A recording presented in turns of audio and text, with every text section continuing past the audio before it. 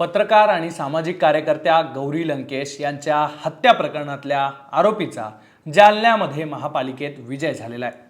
श्रीकांत पांगरकर यांना अपक्ष म्हणून जनतेनं निवडून दिलेलं आहे आणि या विजयानंतर याची आता देशभर चर्चा होते। श्रीकांत पांगरकर हे कोण आहेत, त्यांची हिस्ट्री काय आहे, त्यांची राजकीय कारकीर्द कशी होती, सगळ्या रिपोर्टमधून जाणून घेऊ आणि सगळ्यात महत्त्वाचं म्हणजे त्यांच्यावर कोणकोणते गुन्हे दाखल आहे हे सुद्धा आपण जाणून घेऊ। नमस्कार, मी सुधीर काकडे, लोकमतमध्ये तुमचं स्वागत आहे। राज्यभरात आज महापालिका निवडणुकांचे निकाल जाहीर झालेत। राज्यातल्या बहुतांश महापालिकांमध्ये भाजपला बहुमत मिळालेलं आहे। जालन्यात सुद्धा यंदा पहिल्यांदाच महापालिकेची निवडणूक झालेली आहे आणि जालन्यातही भाजपनं जवळपास एक हाती सत्ता मिळवलेली आहे।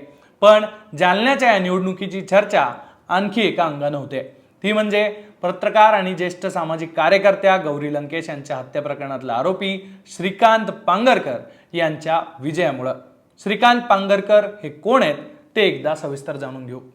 श्रीकांत पांगरकर हे 2001 ते 2006 या काळात शिवसेनेत सक्रिय होते। त्यानंतर पुढे 2011 मध्ये त्यांनी हिंदू जनजागृती समितीमध्ये प्रवेश केला आणि त्या माध्यमातून काम सुरू केलं। त्यानंतर पुढे 2017 साली 5 सप्टेंबर 2017 ला पत्रकार आणि सामाजिक कार्यकर्त्या गौरी लंकेश यांची बंगळुरूमध्ये त्यांच्या घराच्या परिसरातच गोळ्या झाडून हत्या करण्यात आली। या प्रकरणात वेगवेगळ्या ठिकाणी तपास झाला, अनेक कारवाया झाल्या आणि त्या कारवायांनंतर काही लोकांना ताब्यात घेण्यात आलं। 2018 मध्ये महाराष्ट्र ATSने दहशतवादी विरोधी पथकाने काही लोकांना अटक केली, शस्त्रसाठा बाळगल्या प्रकरणी कारवाई केली आणि यामध्येच एक होते श्रीकांत पांगरकर।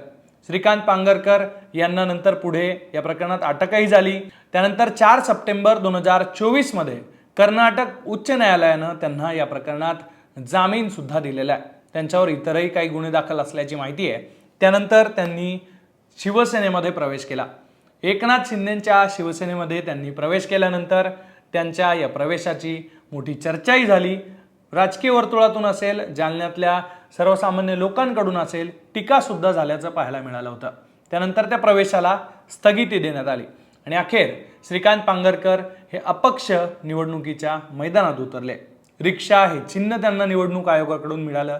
त्यांनी प्रचार केला, मोठ्या धामधुमीत प्रचार करत असताना त्यांची त्यावेळेला सुद्धा चर्चा झाली। ते निवडून येतील का, अशा अनेक शंका, असे प्रश्न उपस्थित केले गेले। अखेर ते आज निवडून आलेले आहेत आणि ते विजयी झालेले आहेत। एकूणच या सगळ्या निकालानंतर गौरी लंकेश हत्या प्रकरणाची सुद्धा पुन्हा एकदा चर्चा होते आणि या प्रकरणातला आरोपी अशा पद्धतीनं निवडून आल्यानं हा सुद्धा एक विषय चर्चेत राहणार आहे। एकूण या सगळ्या निकालाबद्दल तुम्हाला नेमकं काय वाटतंय ते तुम्ही नक्की कमेंटमध्ये व्यक्त व्हा आणि अशाच राजकीय घडामोडींसाठी तुम्ही लोकमत पाहत राहा।